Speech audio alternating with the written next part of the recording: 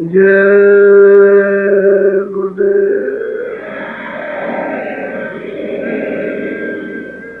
जय गुरुदेव, जय गुरुदेव। नाम किसका? जय गुरुदेव। नाम किसका? सतगुरु सतनाम तुम्हें को ना को प्रणाम।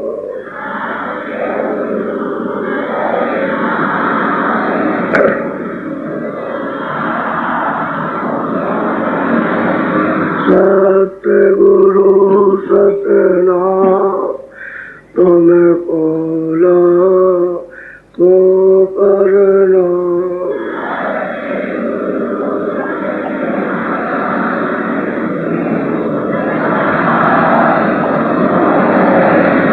कोटिन सूरज चांद सितारे,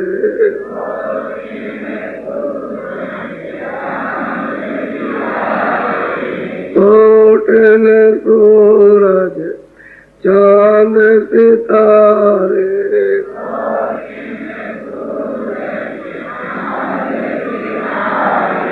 रोम रोम में करे उजारे,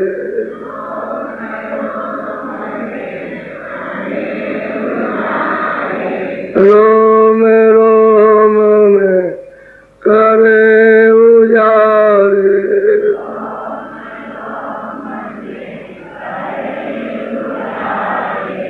सतपुरुष कर तार तुम्हें खोला को परलो।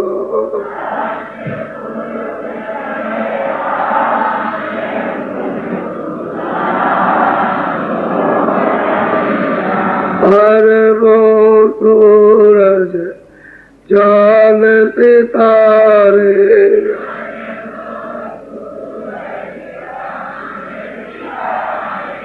अरबों सूरज चांद सितारे,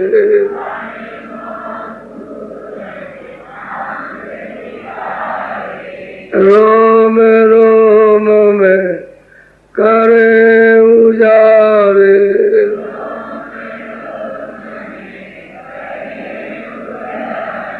रोम रोम में करे उजारे।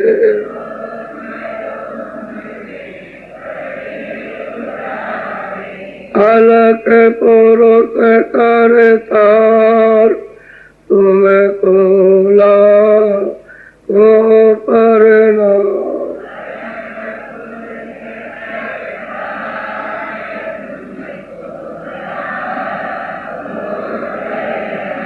खरबो सूरज चांद सितारे,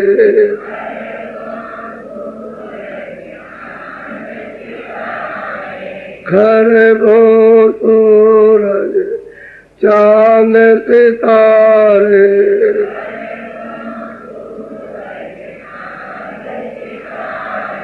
रोम रोम में करे उजारे,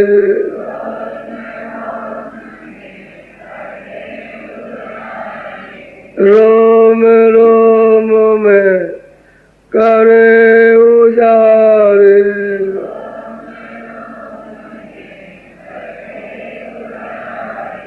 अगम पुरुष कर तार तुम्हें खोला को प्रणाम।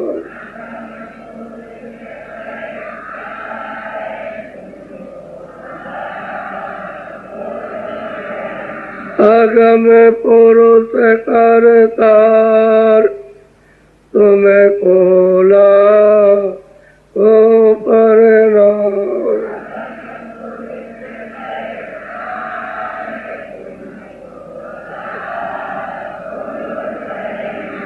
नील नील सती दान उतारे।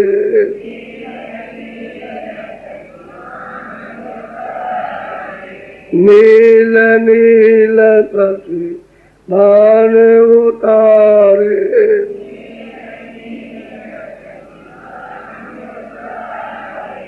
रोम रोम में करे उजारे।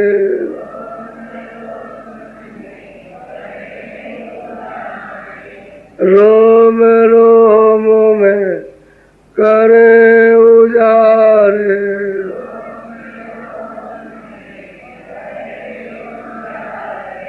अनामी पुरुष करतार तुम्हें कोला को परिणाम।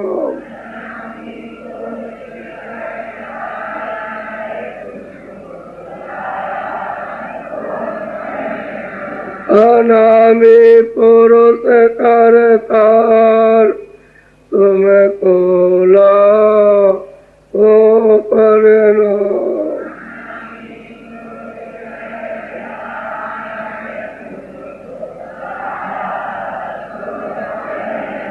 सतगुरु सतनाम तुम्हें कोला को परिणाम।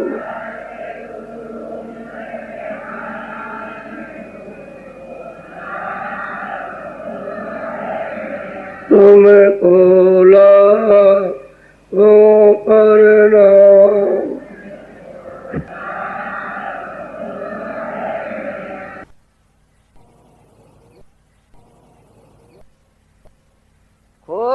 खोजरी पिया को निज घट में खो।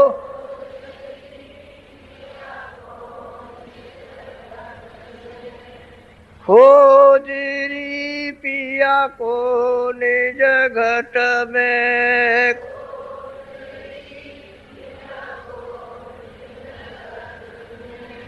जो तुम पिया से मिलना चाहो, जो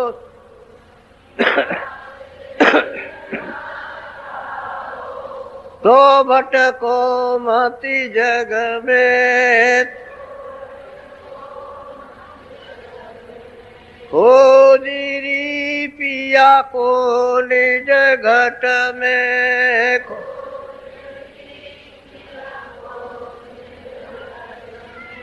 तीर्थ भरत कर्म आचारा।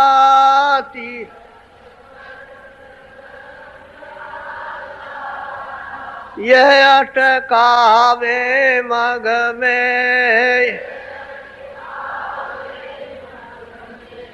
खोजरी पिया को निज घट में को।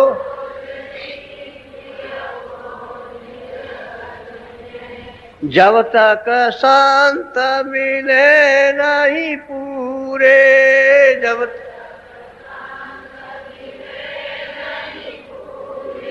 पड़े रहोगे अग में। खोजरी पिया को निज घट में खो।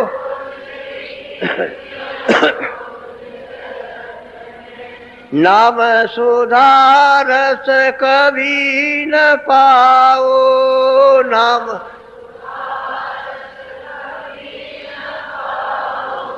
भटको जोनी खग में भटको। खोजरी पिया को निज घट में को।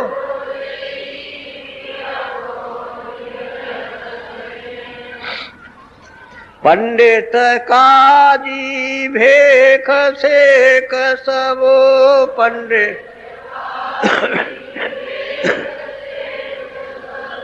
अटके रहे डग डग में। खोजरी पिया को निज घट में खो।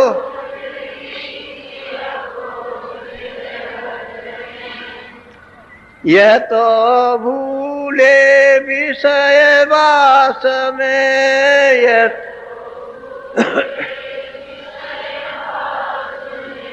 भरबाधा से इनकी रग रग में, भरम खोजरी पिया को निज घट में खो।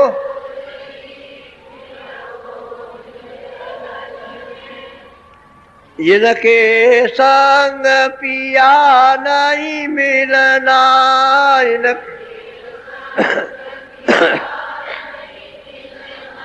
पिया मेरे काऊ साध समग में, पिया खोजरी पिया को निज घट में खोजी। सतगुरु पूरे बहु समझावे, सतगुरु वो तो काहे अलग में, वो खोजरी पिया को निज घट में खो।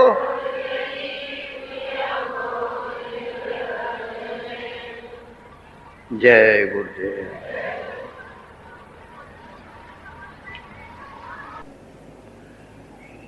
बाहर की दुनिया को देखना है तो अपनी आंखें ठीक रखना पड़ेगा। आंखें अपनी खराब हो जाएंगी तो दुनिया का साथ सामान रूप और रंग आप देख नहीं सकते। ऐसे ही परमात्मा को देखने वाली आपकी निज आंख, जो निजी आंख है अपनी, वो बंद हो गई। इस कारण से वो दिखाई नहीं देता। तो कहते हैं प्रीतम, जब भी कभी तुमको किसी को मिलेगा तो अपने निज घाट पर मिलेगा। निज घाट कहते हैं दोनों आंखों के बीचों बीच में सूरत बैठी है, इसको आज्ञा चक्र, इसको छठा चक्र, इसको तीसरा तिल और पिंड का 10वां द्वार। एक गुदा चक्र, इंद्रिय द्वार 2, नाभि 3 और हृदय 4 और कंठ चक्र जो है ये 5। और दोनों आंखों के पीछे जो बीचों बीच में सूरत बैठी है वो छठा चक्र है।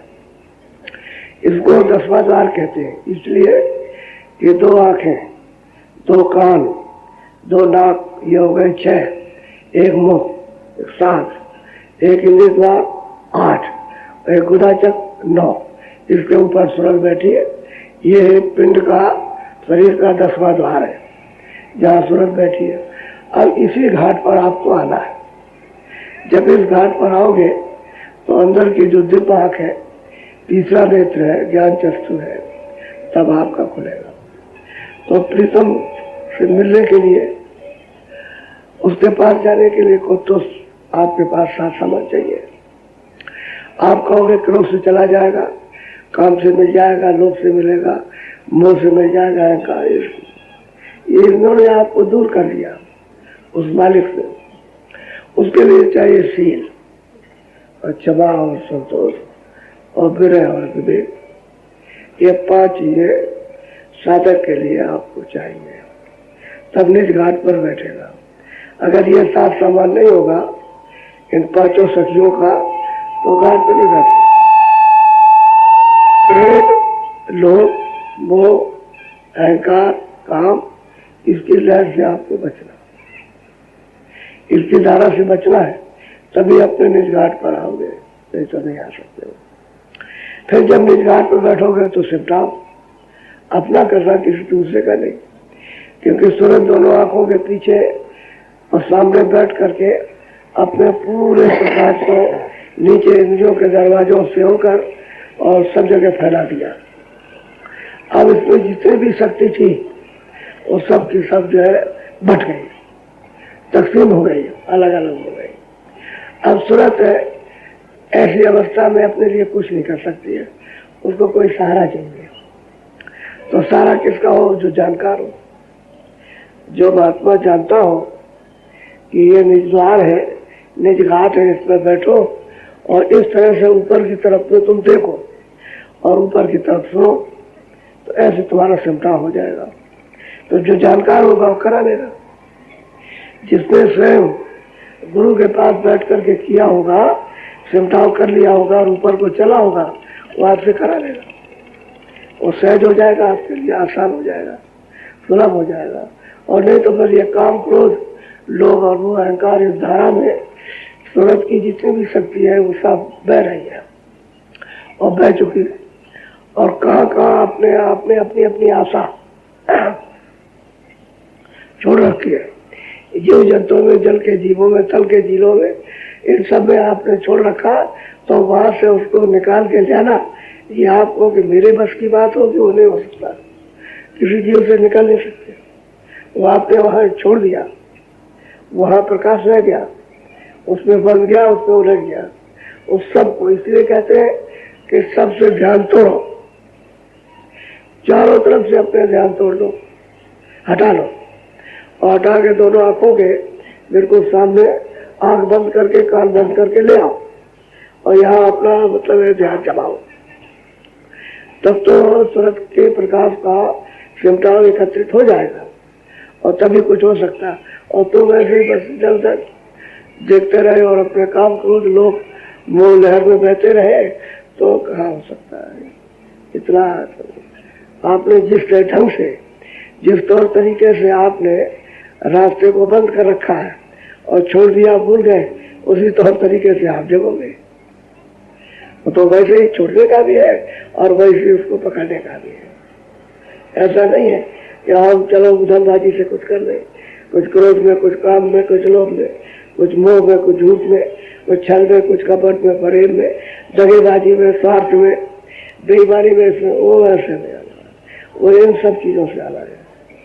कहते हैं यहाँ घाट से चलोगे तो पहला काम है सूरज जगेगा, उसकी आंख खुलेगी, कान खुलेंगे, तो देखने लायक अपनी आंख बनाए, सुनना है अपने कान बनाए कि हम सुन सके और देख सके, और सूंघने लायक अपने नाक को तैयार करें क्योंकि ये सुगंधी आपकी बाहर की है और सूरत में जो नाक है उसकी सुगंधी अंदर की। जो भी सुरतें वहाँ स्वर्ग वैकुंठ में रहती है और वहाँ मतलब ये है कि तो ये भोजन तो है नहीं, चलो हम खिचड़ी पका लें, दाल चावल साग सब्जी पका लें, कुछ ये कर रहे हैं। वहाँ तो ये है भाई, वहाँ तो भोजन उस देव शरीर में, लिंग शरीर में, तो वहाँ सुगंधी का है, सुगंधी का भोजन है। तो सुगंधी, उसके लिए आपके पास नाक है, नाक भी आपके पास, देखने के लिए आँख भी आपके पास, सुनने के लिए कान भी, क्योंकि आवाज वहाँ है और वहाँ मतलब रूप है तो देखने के लिए आँख चाहिए, सुगंधी है तो सूंघने के लिए नाक चाहिए। सब चीजें आपके अंदर है, लेकिन आपने अपने साधन को, जो सामग्री थी आपकी, उसको छोड़ दिया और बदमाशों को, काम को, क्रोध को, लोभ मोह अहंकार, इन दुश्मनों को आपने घुसा लिया और रात दिन इसी में आप गोता खाते हो और आपको होश नहीं आता है। असली चीज तो ये है। तो मैं बड़ी साधारण अच्छे सरल शब्दों में आपको सुना रहा हूँ कि पिंड का 10वां द्वार जहाँ सूरज बैठी है, इसी को आज्ञा चक्र कहते हैं, छठा चक्र 10वां द्वार, और तीसरा कुल और पुंगी फल, और इसी को सुपारी कहते हैं। यानी जब जैसा समय आया तब शब्दों का प्रयोग किया आपको समझाने के लिए। अब उन शब्दों की कोई जरूरत नहीं है। अब तो यह तीसरा तिल है जहाँ सूरज बैठी हुई, इस पर आप यहाँ आ जाओ और वो दरवाजा है। तो जब दरवाजे पर आप अपनी दृष्टि को एकाग्र करोगे तभी तो खुलेगा, और दृष्टि को हिलाते रहोगे, कान को हिलाते रहोगे तो कैसे और आँख खुलेगी, कान कैसे खुलेगा। तो उसका सरल सीधा रास्ता है, आसान है, तो मुश्किल नहीं। ये जो प्रार्थना अभी आपको पहले सुनाई है तो उसमें इतना प्रकाश है, वो गलत नहीं है। हमने तो उसके प्रकाश का थोड़ा वर्णन किया, यानी कोटान कोट सूरज और चांद उसके इसके रोम में, एक एक रोम में इतने लगे, ये कम है क्योंकि और शब्द कहने में नहीं आएगा। ये कहने में आ जाता, थोड़ा संक्षेप से इशारे में कहने में आता, उसमें तो बहुत प्रकाश। अब वो तो उसकी जब शोभा छटा, उसके रूप पुरुष के प्रकाश को जब सूरज देखे तब तो कुछ कहे। अब ये सब सोचते वहीं से आएंगे। तो यहाँ रहते रहते आपने अपनी सभा खराब कर डाली और तुमने उस इंद्रियों के भोगते भोगते बाहर के अंगों को खराब कर दिया। अंग से मतलब आँख है, कान है, ये दांत है, ये तो मतलब ये सब इनको खराब कर दिया। तो ये खराब हो गए, अब काम नहीं करते। अब अंदर अंदर उसके लिए आप तड़पते हो, उसके लिए आप चीखते हो कि हमारा ये चला गया, हमारा वो चला गया, देखना चला गया, हमारा सुनना चला गया, हमारा ऐसा गया, ये भोग चले गए हमारे। अब उस वासना के लिए मर रहे हो तो कितनी तकलीफ हो रही है। आप बाहर से तो काम हो नहीं सकता, अंदर ही अंदर जल रहा है। अब ये तकलीफ कहे किससे?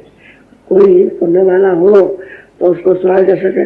अब इस तकलीफ को तो महात्मा सुनते हैं क्योंकि वो जानते हैं उसको, तो उनको मालूम है कि किस तरह से वासना में अंदर घुला गला, आप उसको नहीं दे सकता जब तो वासना से हटा नहीं। और अपनी पूर्ण वासना तो उसने की नहीं, ये तो सक्षण मंगुर और अधूर रह गई ना के बराबर। अब उनके लिए मर रहा, अब इधर दौड़ाता है मन को और इंद्रियों को कुछ काम नहीं करती। इंद्रिया काम नहीं करती, इंद्रिया नहीं चलेगी तो मन वैसे ही वो भी सुस्त हो गया, क्या करेगा? क्योंकि घोड़ा जब बिगड़ गया, खराब हो गया, टूट फूट गया तो दौड़े किस पर? इंद्रिया जब ठीक थी तभी दौड़ता था। अब ये सब खराब हो गई, अब अंदर खुला। असली चीज ये है तो मन का भंडार है, बुद्धि का भंडार है, चित्त का भंडार है, अहंकार का भंडार, ये चार भंडार है। और ये सहजल कमल के नीचे है। जब ये सूरत ऊपर से उतारी गई तो ये चारों चीजें सूरत के साथ हो गए, मन बुद्धि चित्त और अहंकार। अब वो सच मन बुद्धि चित्त का कोई जीवात्मा तो है नहीं, कोई चेतन नहीं, उसमें कोई आंख नहीं है, लेकिन क्योंकि वहां चेतन तत्व है तो चेतन के साथ में उतार दिया तो सूरत चेतन इसलिए काम करता है। सूरत की चेतनता से ये काम करेगा, संकर करेगा, विकल्प करेगा, बुद्धि निश्चय करेगा, निश्चय करेगी, चिंतन करेगा और अहंकार उसकी दीवार बनाएगा। यही है तो बुद्धि विचारी क्या करेगी? ये चारों चीजें एक दूसरे को पटकने वाली, एक दूसरे को गिराने वाली है और अपना अपना जोर दिखाती। तो अब जीव बेचारा क्या कर सकता है? कुछ नहीं। अब इनको साथ रखे तो इसका कुछ काम बन जाए। चित्त को, मन को, बुद्धि को, इनको और अहंकार को साथ रख ले तो काम, क्रोध, लोभ, मोह और अहंकार कुछ नहीं कर सकते। असली बात तो यह है कि हम क्यों नहीं उस घाट को जान पाते हैं कि इसमें बहते रहते। अब महात्मा है, कितना भी समझाते हैं तो आप वास्तव में यानी आपको उसकी इच्छा नहीं है, इसलिए आप वो नहीं सुनना चाहते हो। भाई हम भगवान के पास, हम प्रभु के पास, हम अपने देश में, आनंद के देश में, सुख के सागर में हम नहीं जाना चाहते। हम तो क्षणभंगुर देश में जाएंगे। तो आपको ये चीजें याद आती, इन्हीं का चिंतन करते हो, इसी में रमते हो, इसी को बस कर, इसी में बसते हो और इसी की फिक्र और चिंता आपको, और इसी के लिए रोते हो। और ये सब चीजें नाशवान है। अपने देश में तो ये सब चीजें है नहीं, वहां तो सुखी सुख आनंद ही आनंद, ज्ञान ज्ञान हो सकती है। वहां चेतन नहीं चेतन था, वहां जल का कोई नाम निशान नहीं। कभी जल, पृथ्वी, अग्नि, वायु, आकाश हो या कोई लिंग शरीर हो या कोई सूक्ष्म शरीर, वहां तो ये कुछ नहीं, न कोई कारण शरीर है, सब शरीर हो रहा। तो वो ऐसा निर्मल और पवित्र, स्वच्छ और साफ और बिल्कुल सफेद और व्हाइट देश है। यहाँ वो सफेदी का, यहाँ सफेदी कुछ नहीं है, स्वर्ग में भी सफेदी नहीं है और वैकुंठ में भी नहीं है और ईश्वर के लोक में, ब्रह्म लोक में भी सफेदी नहीं है। वो तो अपने देश ही में सफेदी है और वो वर्णन में नहीं आ सकती, क्योंकि वहाँ जो चीज यहाँ नहीं है उसको कैसे बताया जा सके। वो तो जब सूरज जाएगी, आप खुलेगी तब वहाँ देखेगी जा करके। तो आपको ये समझा रहा हूँ और जरा ध्यान से आप सबके सब अच्छी तरह से समझने की कोशिश करो। एक सेठ जी थे, सेठ बड़े धनीमानी थे। तो उनका बच्चा बुरे लोगों की सोबत में फंस गया और बुरे लोगों की सोबत का उस पर असर हो गया। तो सेठ जी ने कहा कि बेटा, तुम किस लिए ये सोबत करते हो बुरी? तुम्हारे पास धन की कमी नहीं, तुम जितना चाहो उतना हम काम तुमसे करा दे, धन लगा दे, तुम व्यापार करो, समझ गए? जो कारखाना लगा लो, धन अपने पास बहुत है और तुम बुरे लोगों की संगत छोड़ दो, अपने काम में लगो और अपना खाओ पियो और आराम से रहो। बहुत समझाया, बार बार समझाया, बार बार, लेकिन लड़के ने बुरी संगत को छोड़ा नहीं। धीरे धीरे माँ बाप भी बेचारे, उन्होंने सोचा कि मैं किसके लिए कमाऊं, जब लड़का बुरी संगत में फंस गया तो मैं किसके लिए कमाऊं। तो उन्होंने भी अपना कारोबार ढीला कर दिया। क्या जरूरत, अपने पास बहुत है अपनी जिंदगी के लिए। अब ये तो बुरी सोबत में फंस गया तो इससे तो कोई मतलब ही नहीं व्यापार से। तो इसी सोच में, अफसोस में माँ बाप मर गए। तो जब मरे तो उसने सोचा कि अब तो धन हमारे हाथ में आ गया। तो दोस्त यारों की संगत में वो धन खर्च करने लगा। और दोस्त यार मतलब क्या, मतलब के दोस्त होते स्वार्थ के, और स्वार्थ खत्म हुआ तो दोस्ती खत्म।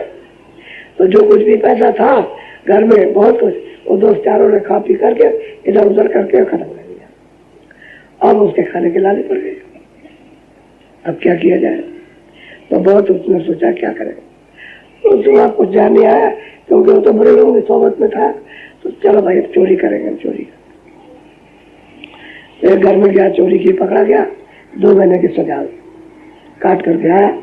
कह रहे भाई कोई काम बार है नहीं, रुपया पैसा है नहीं कि काम करेंगे, कोई दुकान डाल लेंगे तो उसमें रहेंगे। तो कहा भाई चोरी करेंगे, अब जो होगा सुनता रहेगा, उससे कुछ ना कुछ खाने को मिल जाए। तो रास्ते में जा रहा था और लोग चले जा रहे थे, भाई तुम कहाँ जा रहे हो? कह रहे एक महात्मा उनके पास जा रहे हैं। कह रहे अच्छा उधर हम भी चल रहे हैं, तो चलो हम भी चले चलेंगे, महात्मा को देख लेंगे, दर्शन कर लेंगे। तो वहां गया, महात्मा ने पूछा भाई तुम कौन हो? क्या वो चोर है? सीधा उसने, तो तुमने चोरी की है? तो कह लगा मैंने चोरी की थी, मुझे पकड़ा गया और 2 महीने की सजा हो गई। तो मैं अभी काट के आऊँ, मेरे पास तो कुछ पैसा है नहीं, तो मैं फिर कहीं चोरी करूंगा तब गुजारा होगा। कह लगे तो एक बात हमारी मान लो। कह लगे वो क्या? कि तुम चोरी करो, तुम दिन में 10 बार चोरी करो, 100 बार, लेकिन सच बोला। जैसे कोई पूछे तुम कौन हो? कह रहे चोर है। कोई पूछा अच्छा तुमने क्या किया? कह रहे चोरी की। अगर कोई पूछा कि माल कहाँ? कह लगे ये जा भी रखा हूँ, सच बोला। अब उसने कहा कि हाँ मैं सच बोलूंगा, तो मैं चोरी कर सकता हूँ? कर सकते चोरी, लेकिन सच बोला, झूठ मत बोला। अब चोरी करने के लिए निकला, क्या सोचने लगा कि भाई चोरी करें, महात्मा जी ने कह दिया चोरी कर सकते हो तो चोरी की जाए।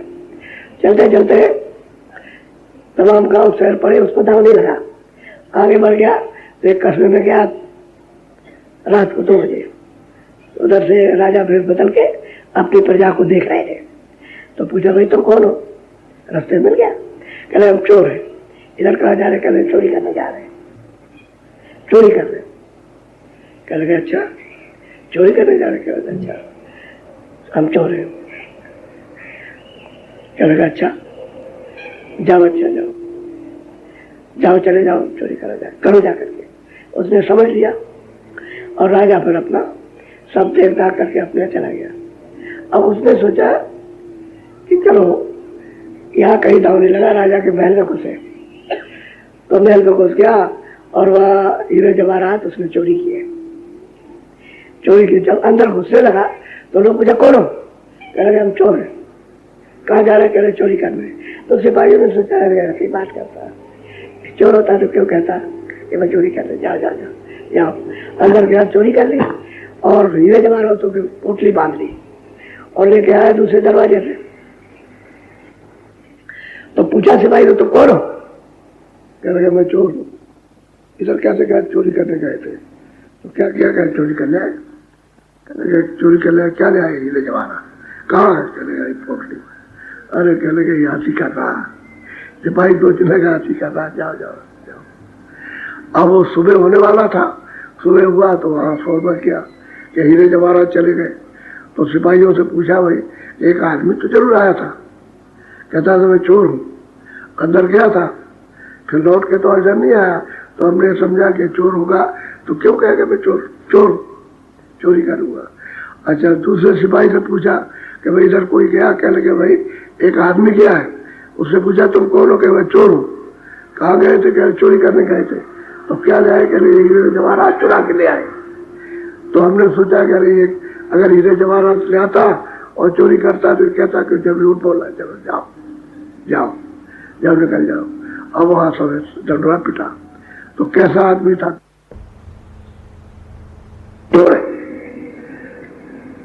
कहाँ आए थे? कह रहे मैंने महल में आया था चोरी कर रहे।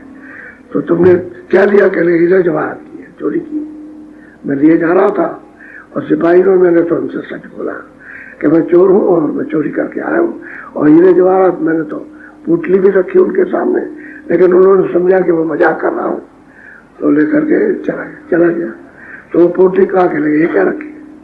तो निकाल करके दी पोटली हीरे जवाहरात। राजा ने सोचा कि इतना सच बोलने वाला दूसरा आदमी हमको कोई नहीं मिलेगा, कभी नहीं मिलेगा, न कभी मिला न मिलेगा। ये सच बोलता है चोरी की, सच कहता है चोरी की हीरे जवाहरात की, कहा है कि ये रखे, ऐसा कहाँ मिलेगा? अब देखिए आप, राजा ने कहा कि अच्छा भाई मैं तो जंगल को जाऊंगा और तुम यहाँ पर राजगद्दी पर बैठो, मैं लड़की के साथ शादी किए देता हूँ। राजा ने उस चोर के साथ अपनी लड़की की शादी कर दी और गद्दी पर बैठा दिया। अब आप ये सोचिए कि महात्मा की कितनी बात फलती है कि तुम चोरी करो, कुछ करो, ईमानदारी करो, जो कुछ चाहो सो करो, लेकिन सच बोलना। अब देखिए सच बोलने पर राजा ने लड़की के साथ शादी की, उसको राजगद्दी दी और आप गद्दी छोड़ करके जंगल में भजन करने के लिए चला गया।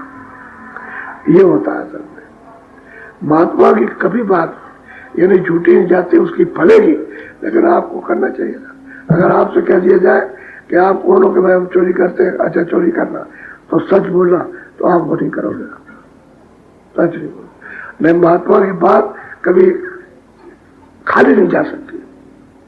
वो तो उसने जो मार दिया है वो बिल्कुल निशाने पर मारा, लेकिन आप उसका कहना मान लो तो सब तरह का आप सब सुख हो गया, सब तरह का उसको सुख हो गया, कहने अब राजी मिल गया।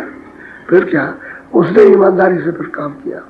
तो कहने का यह है कि आप महात्माओं के यहाँ जो लोग जाते हैं उनसे कुछ ना कुछ लेना चाहिए, कुछ सीखना चाहिए, उनसे कुछ समझना चाहिए, कुछ सुनना चाहिए।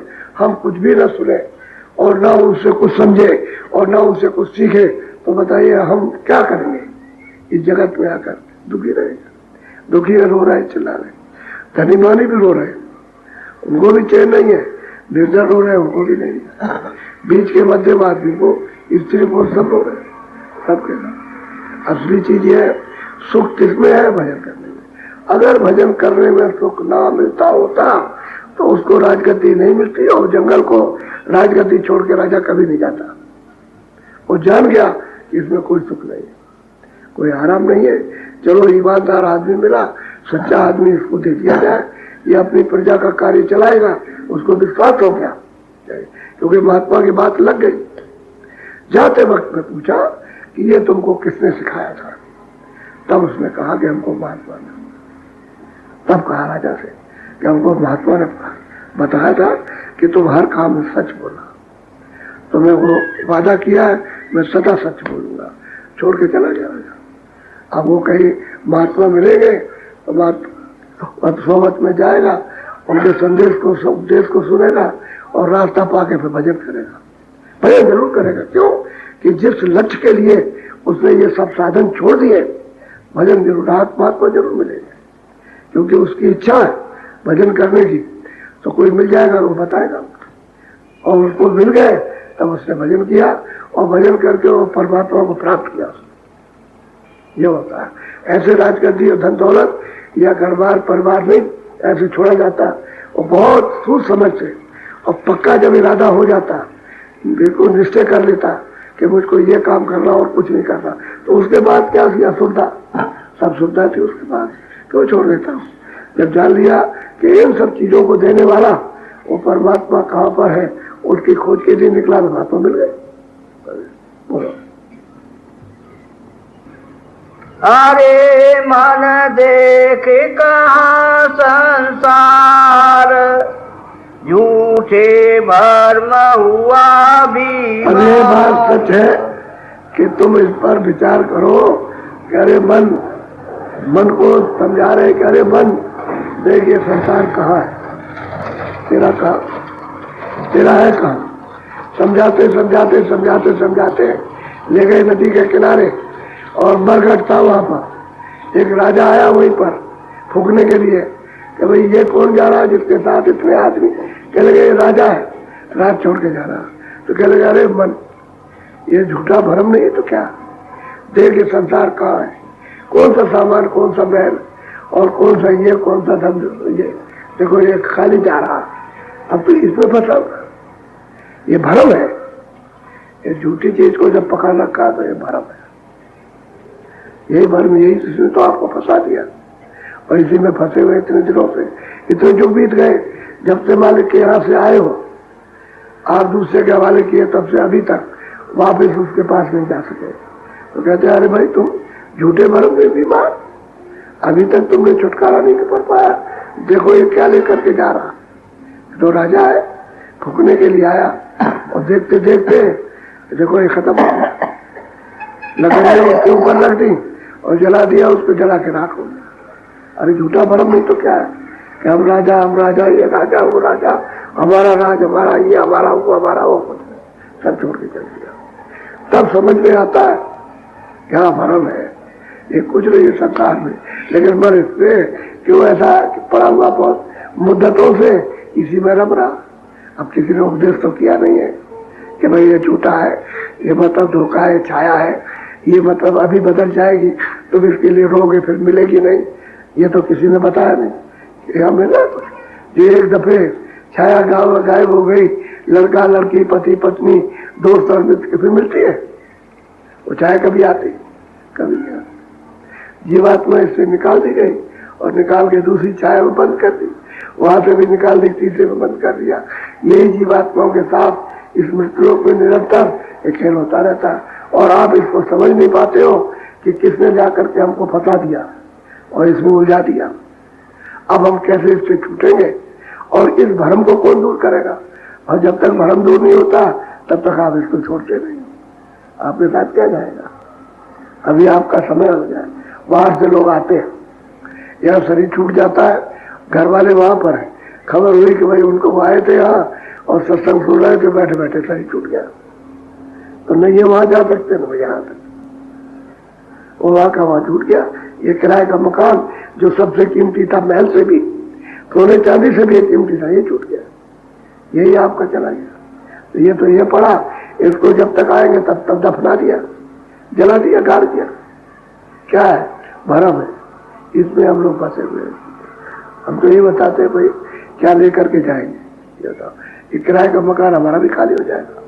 अब तो बहुत समय हो गया ना, अब थोड़ा बाकी रह गया, अभी जाने वाले, इसको खाली करके अभी जाने वाले, और तुम लोग इसको उठा करके वहां रख करके इसको जला दोगे।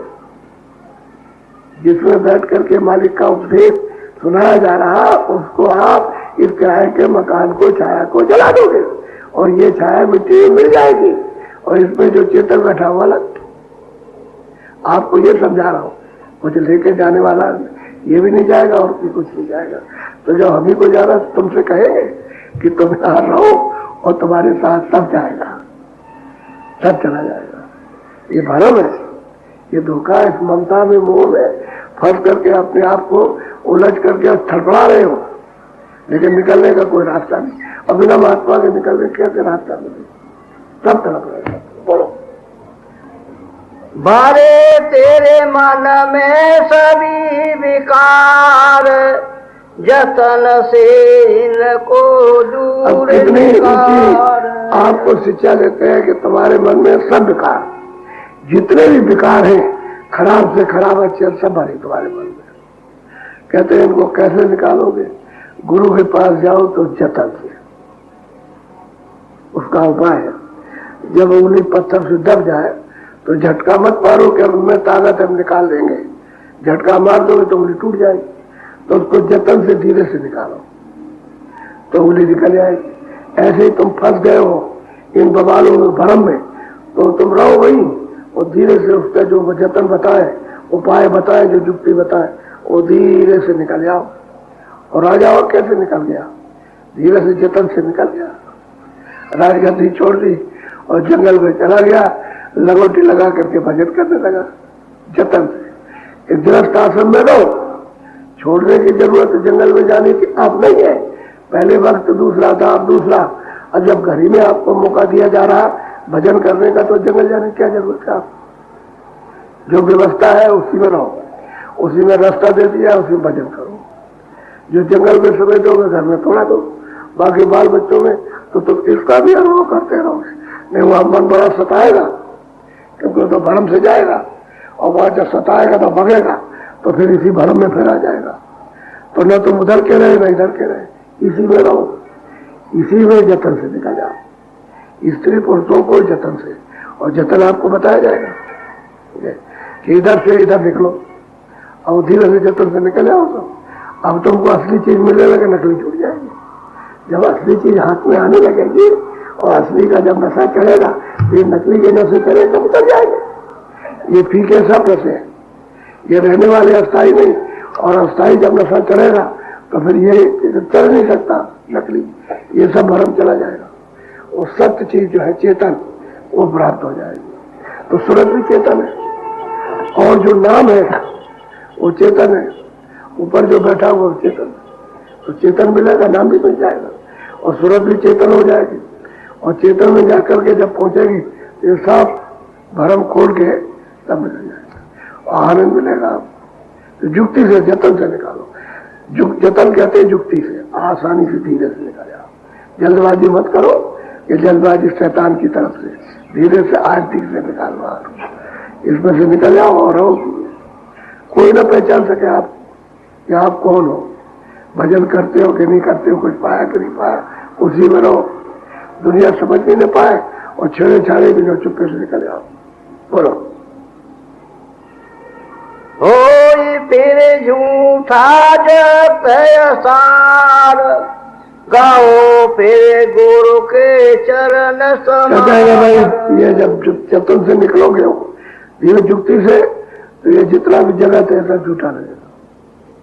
और तब गुरु से कहते हैं प्यार होगा, तब शरण में आ जाओगे, और गुरु रास्ता बता देगा तो आप चल पड़ोगे। घाट पर बैठ के घाट खोलोगे, क्योंकि उसमें गुरु मदद करेगा। घाट खोलेगा, आपको आनंद रस मिलने लगेगा, अमृत पीने को मिलेगा, तो आप मजबूत ताकतवर हो जाओगे। फिर आपके ऊपर मन, ये काम, क्रोध, लोभ, अहंकार, आप पर कोई हथियार अपना नहीं चला सकते। आप दूर हो जाओगे जतन से। सब लोग रहे घर पर, असली आनंद जब मिलेगा घाट पर, ये सब छूट जाएगा। नकली तो क्षणिक है, असली मिलता नहीं तो क्षणिक में फंसे हुए। तो जगत कर क्या आसार है, इसमें सार कुछ भी नहीं। बोलो। मेरे तब उनसे नाम आधार, देख फिर घट में मोक्ष द्वार। किसी के होते जाओ, शादी विवाह होती है, उसका गठबंधन होता है, और चारों तरफ चक्कर मार के बॉडी डाल दी जाती, और कहा जाता तुम इसके पति हो और तुम पत्नी हो, और कहते जाओ। तो उसी दिन से वो उसकी सेवा करता है, उसकी सेवा करता है, उसके हवाले हो जाता है। माँ बाप को 1 मिनट में छोड़ देते हैं, और छोड़ करके सीधी वो चली जाती है पति के साथ में, और वहां सब तरह की रक्षा होती है।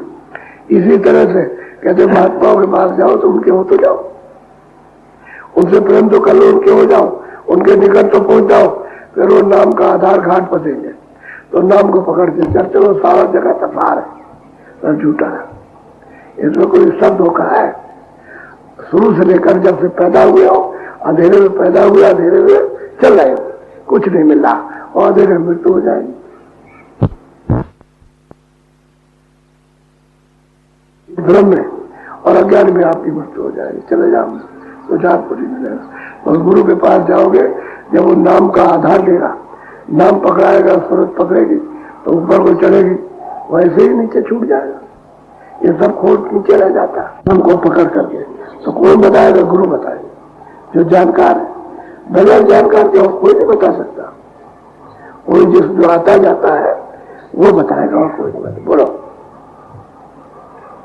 चलो फिर शब्द विचार विचार, पाओ एक शब्द सार का कहते हैं विचार करके शब्द पकड़ोगे।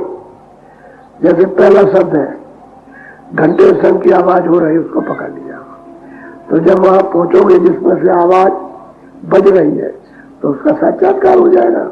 ऊपर जाओगे दूसरी आवाज, उसको पकड़ो, उसको पकड़ोगे और ऊपर को चलोगे तो जिसमें से आवाज आ रही आप नीचे इसको छोड़ दोगे और ब्रह्म की आवाज है, बादलों की लड़ाई मृदंग का बज रहा, उसको पकड़ के जाओ तो ब्रह्म का साक्षात्कार।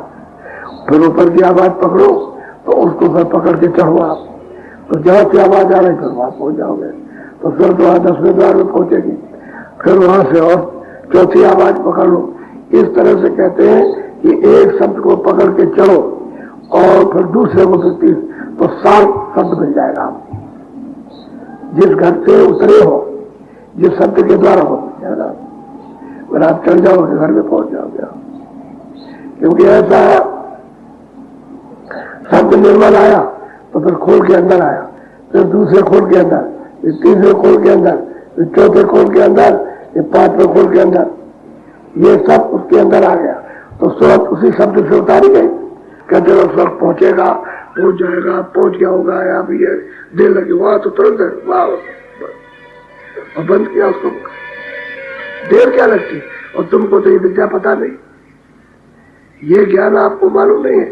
महात्माओं ने देखा तो आपको बताते, तो कहते हैं भाई सार बस मिल जाएगा। बोलो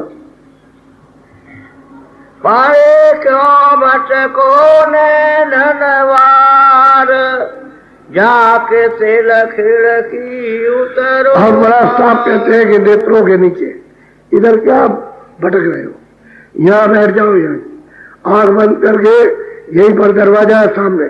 कहते हैं उसी पर दरवाजे पर अपनी दृष्टि देखो, शिव के बराबर एक छोटा सा बिल्कुल चिन्ह है, इसी पर दृष्टि को रोको तो बड़ा हो जाएगा, खुल जाएगा, बड़ा पाठक हो जाएगा। हाथी घोड़े सब एक साथ चले जाए, इतना बड़ा। अभी तो सुई की नोक भी उससे भी छोटा है। तो कहते हैं तुम इधर क्या घूमते हो, इंद्रियों के दरवाजों पर इधर आओ, इधर सामने तिल है, दरवाजा इधर में, उस पर अपनी दृष्टि को रोको और वो खुल जाएगा, साफ हो जाएगा, खुल जाएगा। जैसे ही सफाई होगी वह खुला हुआ दिखाई देगा। और गंदगी आपने जमा कर ली तो बंद हो गया। अब वो गंदगी जमा फाटक पर, गेट पर बंद है तो सब जमा है तो बंद हो गया। अब गंदगी साफ हो तो साफ में खुल जाए। नाशवान है, हर चीज नाशवान हो जाती है। बोलो गुरु से रहना जो प्यार। कहते हैं मेरे दोस्तों प्रेमियों, जाओ कहीं गुरु मिल जाए इस भेद का जानने वाला, कहते हैं उससे जाकर ये जुक्ति लेना पार जाने की। अरे उस पर तिल पर दृष्टि को रोकने की उनसे जुक्ति लेना जिसने दरवाजा खोला हो, अपना खोल लिया हो तो तुम्हारा भी खुल जाएगा। और जिसका खुद दरवाजा नहीं खोला हो आपका क्या खोलेगा। कहते जाओ जुक्ति मिलेगी, रास्ता मिलेगा, भेद मिलेगा, महापुरुष जो संत पूरा होगा उससे मिलेगा, और किसी से नहीं। तुमका ज्ञानी है, पंडित है, कोई मौलवी मुल्ला है, कोई शेख सैयद, कोई भेद है, कोई साधु है, मिल जाए। जिसने प्राप्त किया हो उसी से ये चीज मिलेगी। और जिसका खुद का दरवाजा नहीं खोला आपका क्या पता चलेगा, आपका क्या खोलेगा, खुद को तो मालूम नहीं उसको, खुद का ही खुल गया हो। और जिसने सार को पा लिया हो अपना देश और मालिक के दर्शन किए हो, आता जाता हो, उससे मिलो, वो जुक्ति बताएगा। बोलो गुरु बिन नहीं खोले ये द्वार। कहते हैं कि बड़ा सख्त और किला है ये, बिना गुरु के, बिना जानकार के जिसके घाट खुल गया है वही मिलेगा। तो खुलेगा, बिना उसके नहीं खुल सकता। गुरु के बगैर नहीं खुलेगा, जानकार के बगैर नहीं खुलेगा। जानकार चाहिए, जिसने घाट खोल लिया है वो आपका खोलेगा, ऐसे नहीं खोल सकता। ऐसे किताबें पढ़ते रहो, उसमें कुछ नहीं मिलेगा। ये सब किताबें पढ़ो, रामायण गीता भागवत जितने महात्माओं किताबें सब पढ़ो, उनसे कहते जानकार गुरु चाहिए। कहते ये जुक्ति, ये भेद जानकार से मिलेगा और तब खुलेगा, ऐसे नहीं खुलेगा। बोलो कमाना जुक्ति तुम कर प्यार। अब क्या करना, जब तुमको जुक्ति मिल जाए दरवाजे की तो फिर बैठ करके कमाई करना, यानी सुमरन करो और फिर ध्यान करो। 15 मिनट, 20 मिनट, आधा घंटा। आप कहते फिर उस जुक्ति की जो बताया उसकी कमाई करो तो दरवाजा खुल जाएगा, क्योंकि उसकी भी मदद रहेगी और आपने निमित्त मात्र, यानी आपने कर्म किया चेतन, सूरत का कर्म किया तो कुछ हुआ, ऊपर से मालिक बैठा जिसका चिंतन किया, उनकी तीनों की मेहनत से, और दरवाजा खुल जाएगा। कहते कमाई करना, जुक्ति की जो बता दे उसकी कमाई करो। कैसे? प्यार, उसके साथ प्यार करके, ताकि उसकी कृपा शामिल हो जाए, दया शामिल हो जाए। हम अपने आप को साफ नहीं कर सकते, उसी की कृपा घाट पर साफ करेगी, तभी हमारा दरवाजा खुलेगा। वो तो घाट तो अंबार है, यानी पहाड़ों के पहाड़, जुगों जुगों के चट्टानों के, यानी पाप और पुण्य के लगे हुए, वो हम नहीं साफ कर सकते। उसकी कृपा कब मिलेगी? जब प्यार करोगे, और वो जुक्ति बताएगा उसकी कमाई करो। बड़ा सरल सीधा यदि संदेश दिया है कि कमाई करो जब जुक्ति मिल जाए, लेकिन प्यार से, ऐसे नहीं गाली गलौज से कहे और ऐसे चल दिया कि हाँ चलो ठीक है हम कुछ कर देंगे। आप कुछ नहीं कर सकते, वो तो बताएगा, वही बताने का ही सहूलियत है, आसानी है, और करेगा और निमित्त बात बनाएगा आपको, ताकि आप आलसी न रहो, और कमाई कराएगा। कृपा तो उसकी होगी दरवाजे, और फिर सफाई करेगा, तब आपका मन बुद्धि चित्त ये निर्माण, ये अंतःकरण तब साफ होगा। ये अंतःकरण नहीं, इसमें तो कुछ नहीं है।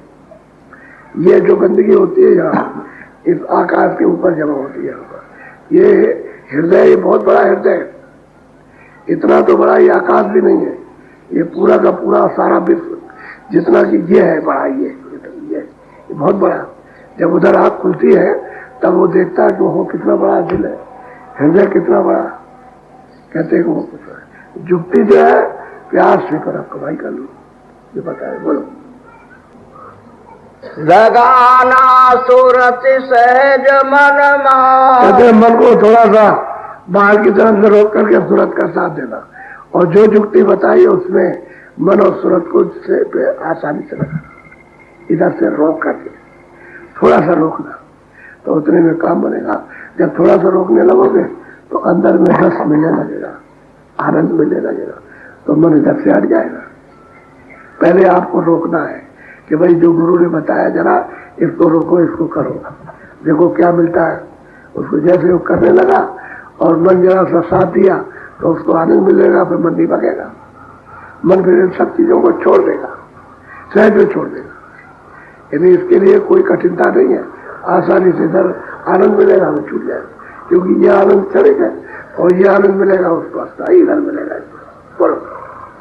चले फिर सूरत मन की लार, चूहे जहाँ पल पल अमृत मन और सूरत दोनों शब्द के साथ इन्हें लग करके पकड़ करके ऊपर चढ़ेंगे, तो ऊपर में कहते हैं कि शब्द के साथ में अमृत के साथ, फिर उसको खुद पिएगा, छक करके पिएगा। जब पी लेगा तो वो नशा है कि फिर उतरने वाला नहीं है। चक्रवर्ती राजा बनाओ कुछ नहीं, उस पर कोई असर नहीं। ये सब सामान कुछ भी दे दो, सब दुनिया का सोना चांदी दे दो कि तो इसमें फंस जाओ, कुछ नहीं। तो ऐसा अमृत है, पीता है उसको चक करके मन पीता है, इसमें क्या रखा। ये तो भोगों में तो तकलीफ होती है हर चीजों, और फिर उसका तकलीफ से आनंद चाहते हो कि आनंद मिल जाएगा, मिलता नहीं उसको।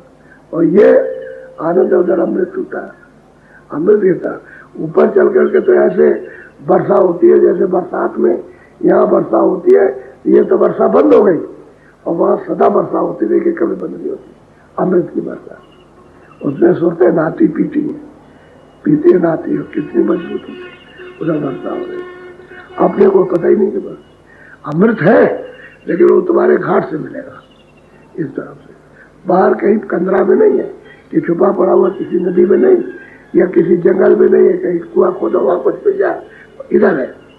इसको खोदो या घाट पर आकर के, क्योंकि ये ऊपर जाने का घाट है, उधर खुले हुए लोग हैं, उधर सूरज निकलता डूबता नहीं है, तो खुले लोग हैं। ये तो सृष्टि गंदी है और इसमें कुछ भी प्रकाश नहीं है, वो तो प्रकाश ही प्रकाश होता है, और रचना ही रचना है। सुंदर रचना आनंद की तो उधर दिखाई देती है, ये कुछ नहीं। आंखें गड़ा के देखते रहो किसी को भी, बच्चे को, बच्ची को, किसी को देखो तो थोड़ी देर में ये हो जाएगा इसका कुछ नहीं है, इसको देख ले, उसको देखे कहते उसको देख ले, अच्छा इसमें कुछ नहीं, चलो उसको देखे, उसको इसमें कुछ है ही नहीं। वो रपटीली निगाह से देखता है, ये सुंदर होगा, ये सुंदर होगा, लड़की कहेगी लड़का सुंदर है, लड़का कहेगा लड़की सुंदर है, और जब आंख गड़ा के देखा तो कुछ भी नहीं होता, नहीं सुंदर, ये नहीं है। उस पर दृष्टि को रोक कर देखो, ऐसे देख लेते हो बस फिर दबाते हो, ये सुंदर, ये सुंदर, बस इसी में मोहित हो जाते हो, छड़े छड़े मोहित हो जाते, बस इसमें फंस गया। ये वो तो बहुत आनंद की थी, आनंद की रचना बहुत सुंदर है, यहाँ और वहां से क्या मेल हो सकता, बोलो। नाम रस पियो होशियार, रे दे और उसे दे रहे तेरे। कहते हैं कि नाम के साथ जुड़ करके नाम का रस पियो और होशियार रहो, और ब्रह्मा विष्णु महादेव ये तो पश्चाताप कर रहे, इनको तो ईश्वर भी नहीं मिला, इन्होंने तो अपने पिता को भी नहीं देख पाया, और सृष्टि का काम कर रहे, उत्पत्ति का, पालन और प्रलय का, और इनको नहीं मिला, क्योंकि ये पछता रहे कि मुझे तो दर्शन हुआ नहीं, और तुम नाम के साथ जुड़ जाओ और चलो वहां दर्शन करो। जब होशियार रहो कि जगत धोखा देगा, धोखेबाज है, इसमें कोई भी हमारा हित नहीं है, सिवाय हमारा नुकसान होगा, और सही बात आपका नुकसान होगा, आपका कोई लाभ नहीं है। अब नाम के साथ जुड़ोगे तब आप पहुंच जाओगे, जिसके लिए वो रात दिन अफसोस करते, स्वर्ग के देवता भी तरसते हैं कि मुझे भी दर्शन मिल जाए, और नाम पकड़ के आप उसके पास पहुंच जाओगे इस मनुष्य शरीर से, इसी से रास्ता जाता है, इसीलिए ये शरीर अमूलक है, इसी से उसको पाया जाता है, तो ये अमूलक है, लेकिन है थोड़े दिन का, हीरे जवाहरात इसको नहीं दे सकते, दुनिया के रख दिए जाए, आरती की जाए कि तुम खड़े हो जाओ, तुम खड़े हो जाओ, और वो नहीं हो सकता, ये उसके सामने कुछ ऐसा अनुभव शरीर। जीवात्मा इसमें नाम को पकड़ लिया, ऊपर चढ़ी तब पता चलता है ये देवता सबके सब 33 करोड़ और ब्रह्मा महादेव 9 करोड़ दुर्गा 10 करोड़ शंभु सब पश्चाताप कर रहे हैं कि हमको ये अवसर नहीं मिला वहां दर्शन करने का, और सूरतें यहाँ से ऊपर जा रही है, उसका दर्शन करती ऊपर चली जा रही है। बोलो। करो माते उनको अंगीकार, वहां से आगे डरो पिया। स्वर्ग और वैकुंठ में जब सुरतें इधर से जाती हैं, इधर से साधना करते हैं लोग, जब जाते हैं देखते हैं तो हर तरह का प्रलोभन देती है। पहले तो ऐसा इधर जगह कि हमको ये मिल जाए, वो मिल जाए, तो जो कुछ भी आपने वहां किया वहां तक गए तो फिर आप फंस गया। कहते हैं इनको अंगीकार मत करो, स्वीकार मत करो कि हमको कुछ हो जाए, हम तो मालिक के पास जाना चाहते हैं, तो हमको वहां जाने का सहयोग दे दो। उनसे ये कहो, वो तो बात होती है ना, अरे जैसे आदमी आदमी से बात होती है, ऐसे ही देवता देवताओं से बात होती है, उसी तरह से बात होती है। ये बात तो जरा गंदी है, वो तो बात स्पष्ट होती, बोल बड़ी स्पष्ट और बड़ी साफ है, लेकिन शरीर में भी बोलते हैं, उसमें भी मतलब आवाज देते हैं, उसमें भी आवाज है, सूक्ष्म शरीर में भी और कारण शरीर में भी आवाज है, वहां पे बोलते हैं। तो कहते हैं कहीं भी कुछ मिले जो तुमको दिखाई दे, शुरू से ही तरह तरह की चीजें भात भात की। अब गोस्वामी महाराज है, उसी रामायण का तुम पाठ करते हो, उसी में लिखा हुआ है कि मुदे उदय चित कुंचितवत कौशल हो गए।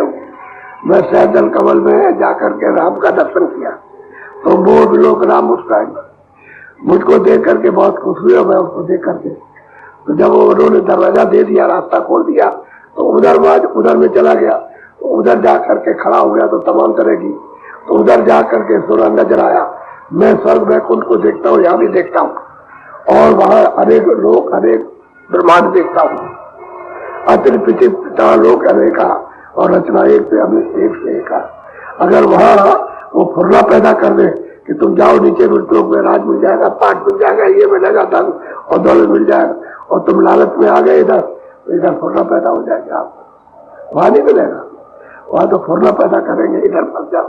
तो अंगीकार मत करो ऊपर चलो अपने देश में, वहां और कुछ है, यहाँ तो कुछ नहीं है। जैसे यहाँ कुछ नहीं, ऐसे स्वर्ग में भी कुछ नहीं, ऐसे वैकुंठ में भी, ईश्वर के लोक में भी कुछ नहीं है। और ऊपर चलो तो ब्रह्म लोक में भी कुछ नहीं है वहां, और ऊपर चलोगे तब अभी छुटकारा कहा बता दिए, तो इसमें फंस जाओ। तो जो देखने को मिले सुनने को अंगीकार मत करो। तो कहेगा चाहिए ले लो, बड़े बड़े थान लेकर के आती है, सजा करती है, ऐसा सजावट करती है कि आप चकाचौंध हो जाओ।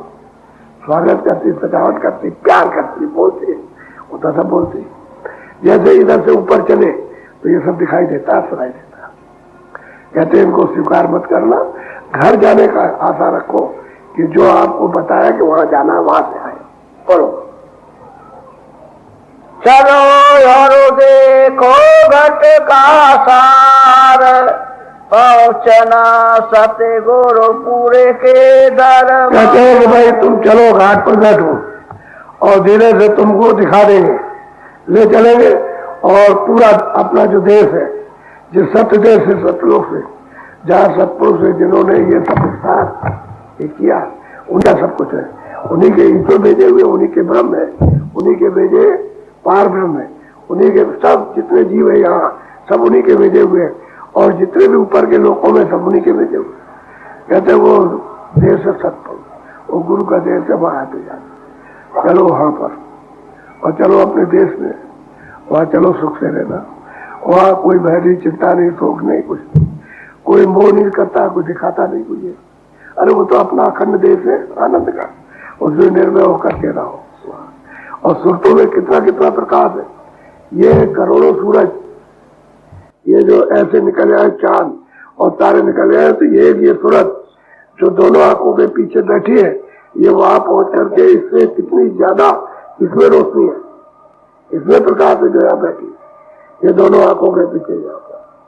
कहते वो सत्य देश है, सचखंड है, सच्चा गुरु, सच्चा मालिक तुम्हारा रहता है। अब उसको जुक्ति आपको ढूंढ के खोज के उससे लेना पड़ेगा, उसके बगैर रास्ता नहीं मिलेगा। आप जुक्ति नहीं मिलेगी तो आप क्या कमाई करोगे? वो तो बड़ी सरल कमाई है। जितनी मत और चीजें पूजा में, पाठ में, इसमें दौड़ते उसमें दौड़ते हो, उतनी घर बैठे तुम मनुष्य रूपी मंदिर में ही तो मतलब ये मेहनत कर लो तो मालिक मिल जाए। और मेहनत करते करते हो कहीं कुछ, एक पैर से खटे रहोगे और चारों तरफ दौड़ते रहो, कुछ नहीं। और ये घर में आप इसमें लगाओ परिक्रमा, सच्चा का परिक्रमा तो तुम्हारे पास है, जिसका फेरा कट जाए। और ऐसे प्रकार में लगाते रहते हो, कोई जगन्नाथ जाएगा, कोई रामेश्वरम जाएगा, कोई कहीं जाएगा, कोई बैजनाथ, कोई द्वारका, कोई बद्रीनाथ, कोई और जाएगा, भागते फिरते हो, कोई इतनी मेहनत, मर भी जाते हो, कुछ नहीं। और मनुष्य रूपी मंदिर इस पर घाट है, और चलो अपने देश में, ये सब चीजें ऊपर में मिलेगी, क्योंकि ऊपर ही की तो छाया है, ये छाया है, असली चीज ऊपर है। आंखों के ऊपर में सब मिलेगी, बड़ी बड़ी नदियां, गंगा जमुना, स्वर्ग में मिलेगी, बैकुंठ में मिलेगी बड़ी बड़ी नदी, जैसे ऊपर ही की छाया है। वो छाया जंगल, पहाड़, ये सब ऊपर की छाया। ऊपर में मतलब ये चेतनता, ये जड़ता है, ये जैसे मनुष्य शरीर से रास्ता जाता। अच्छा, आप नामदान दूंगा, उसको आप ध्यान से सुने। आप ये मालिक से मिलने का रास्ता, पहले मोटी बात को समझ लो, मालिक से मिलने का रास्ता मनुष्य रूपी मंदिर में। दूसरा ये नामदान कहते हैं आत्म धन का दान, यानी जीवात्मा सुरतों के धन का दान। ये अमूलक है, ये आपको जीवन की यात्रा में कभी किसी को मिलेगा, सारा जीवन ऐसे ही चला जा रहा है, नहीं मिलेगा। इसमें आप वर्तमान समय में, पहले तो अच्छा समय था, पहले करीब करीब सब लोग शाकाहारी थे, 1%, 2%, 4% देश में निकले हैं, वो भी मुश्किल से। अब जो लोग हैं शाकाहारी नहीं रहे, अब आप अशुद्ध आहार करने लगे। तो ये रास्ता जो है क्या है कि शाकाहारी का, अनाज है, सब्जी है, फल है, दूध है, घी है, अच्छा से अच्छा खाओ, और 10 बार 20 बार भूख लगे 100 बार खाओ, अच्छे कपड़े पहनो, अच्छे मकान में रहो, झोपड़ी में रहो बना के, लेकिन शाकाहारी रहो। और हुक्का पी सकते हो। हम तो बीड़ी को भी कहते हैं कि भाई बीड़ी भी आपको लाभकारी नहीं, हुक्का लाभकारी है, आप उससे आपका कोई नुकसान नहीं, हुक्का पी सकते हो।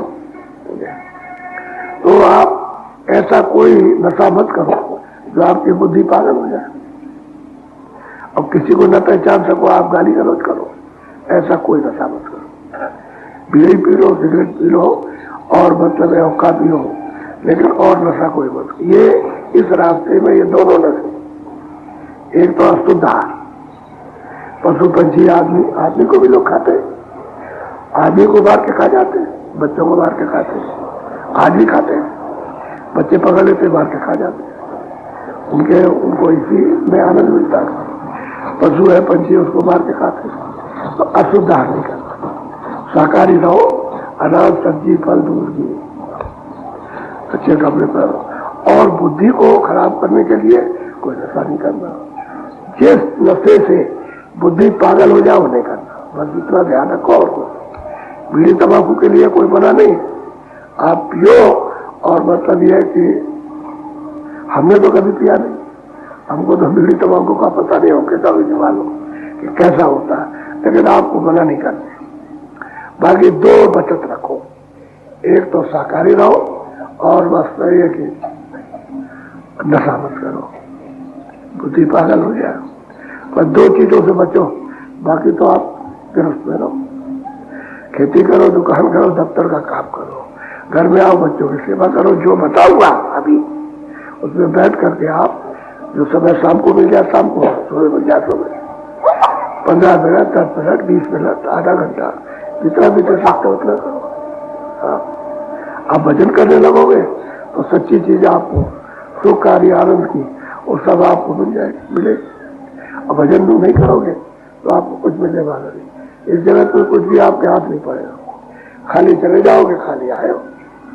ऐसे मतलब ये मुट्ठी बांध के आए थे, मुट्ठी खोली, कुछ नहीं, उसमें तो गंदा निकला। और जब जाने लगे तो ऐसे लगा गया। देखो संसार में हमारे पास सब कुछ था, खाली जा, ये मुट्ठी बांध के आए, धोखा था। और मुट्ठी बांध के जा रहे हो, क्या देखो कोई कुछ लेके नहीं जा सकता।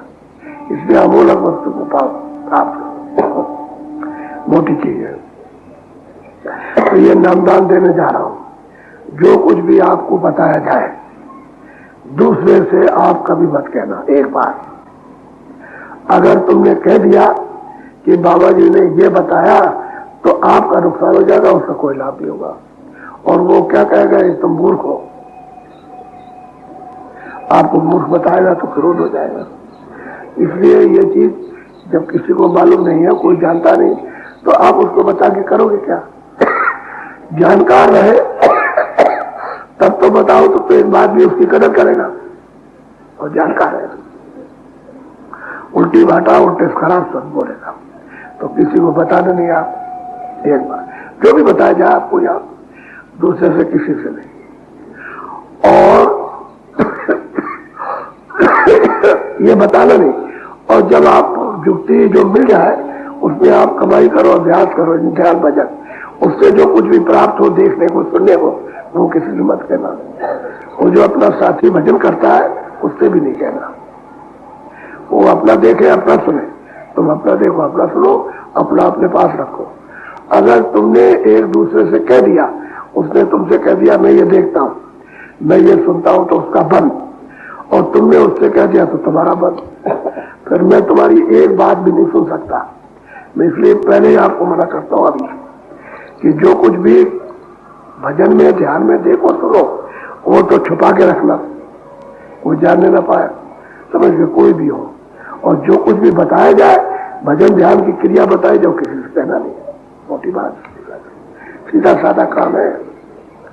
अब मैं आपको उपदेश दिया, बाकी चोरी चमारी ये शिक्षा के साथ, उपदेश के साथ छूट जाती है।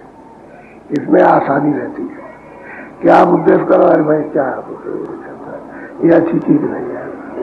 ये तो बच्चों को भी घर में समझाते हैं, बच्चा को किसी की सोबत में मत जाना, वहां माँ बाप सिखाते चोरी झूठ मत बोलना, धोखा मत देना।